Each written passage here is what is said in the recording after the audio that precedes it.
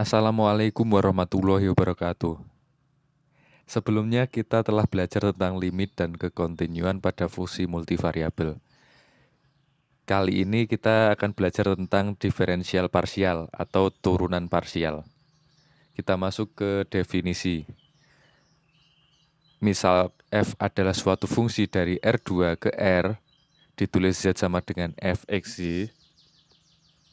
Turunan parsial dari f terhadap x di x0, y0 adalah sebagai berikut. Jika limitnya ada.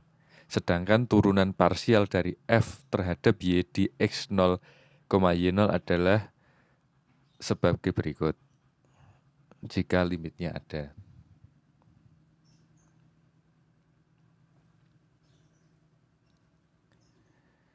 Turunan fungsi f terhadap x biasa ditulis sebagai do z per do x atau do f per do x atau zx. Sedangkan turunan parsial dari f terhadap y biasa ditulis sebagai do z per do y atau do f per do y atau zy.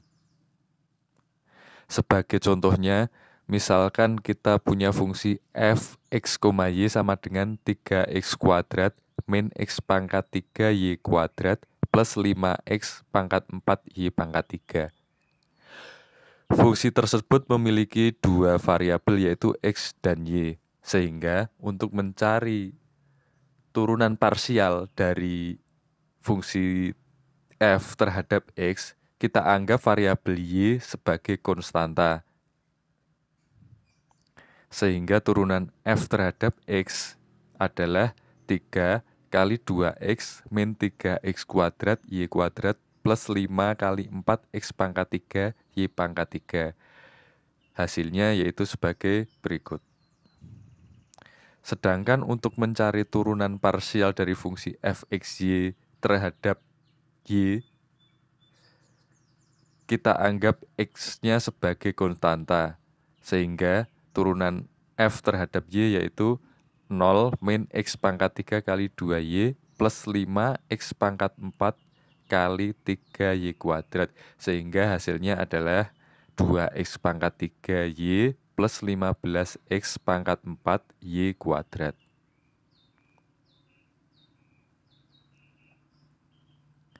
Kita masuk ke contoh selanjutnya. Misalkan kita punya fungsi z sama dengan 2x pangkat 3y kuadrat min 5x pangkat 6 plus 2y pangkat 5. Seperti contoh sebelumnya, fungsi ini memiliki dua variabel yaitu x dan y. Untuk mencari turunan parsial dari fungsi z terhadap x, kita anggap y sebagai konstanta. Sehingga turunan parsial dari z terhadap x sama dengan 2 kali 3x kuadrat y kuadrat min 5 kali 6x pangkat 5 plus 0. Sehingga hasilnya adalah 6x kuadrat y kuadrat min 30x pangkat 5.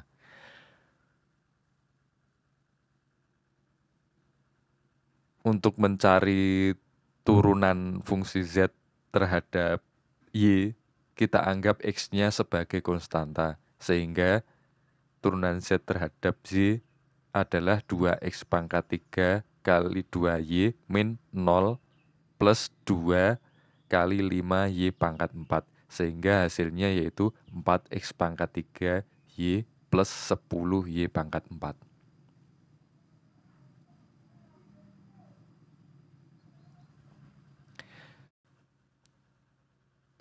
Kita masuk contoh selanjutnya. Misalkan kita punya fungsi eksponensial z sama dengan e pangkat x kuadrat y pangkat 3. Kita akan mencari turunan fungsi z terhadap x dan turunan fungsi z terhadap y. Aturan turunan eksponensial yaitu sebagai berikut. Sehingga turunan fungsi z terhadap x yaitu e pangkat x kuadrat y pangkat 3 kali 2xy pangkat 3. Hasilnya adalah 2xy pangkat 3 e x kuadrat y pangkat 3. Sedangkan turunan Z terhadap Y adalah sebagai berikut. Sehingga hasilnya yaitu 3x kuadrat Y kuadrat E X kuadrat Y pangkat 3. Selanjutnya, kita masuk ke definisi jika dimisalkan X0, Y0-nya berubah-ubah dan turunan parsial kita anggap juga sebagai fungsi, kita bisa mendapatkan turunan parsial kedua sebagai berikut. 4 turunan parsial kedua adalah turunan dari fungsi f terhadap x, kemudian diturunkan lagi terhadap x sama dengan do kuadrat z per do x kuadrat. Sedangkan turunan f terhadap x kemudian diturunkan terhadap y adalah do kuadrat z per do y do x. Sedangkan turunan fungsi f terhadap y kemudian diturunkan lagi terhadap x, yaitu do kuadrat z per do x do y. Dan turunan fungsi f terhadap y kemudian diturunkan lagi terhadap y adalah do kuadrat z per do y kuadrat.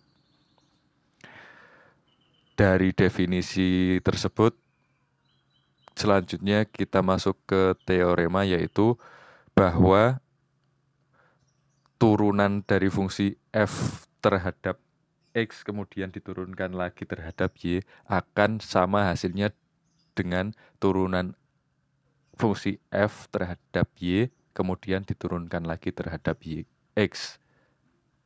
Kemudian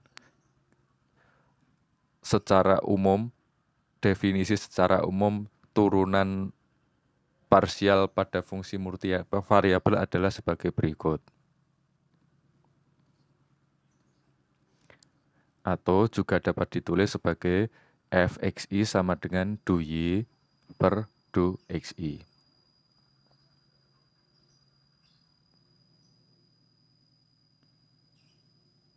Sebagai contohnya, kita lihat tabel berikut ini.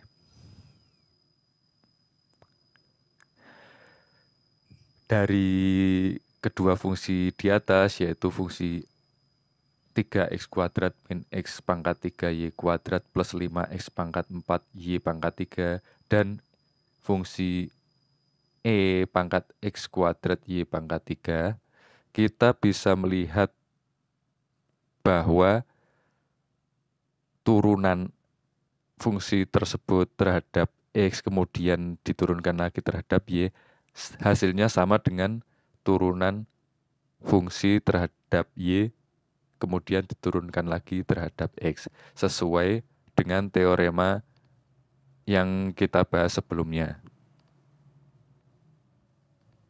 yaitu sebagai berikut ini.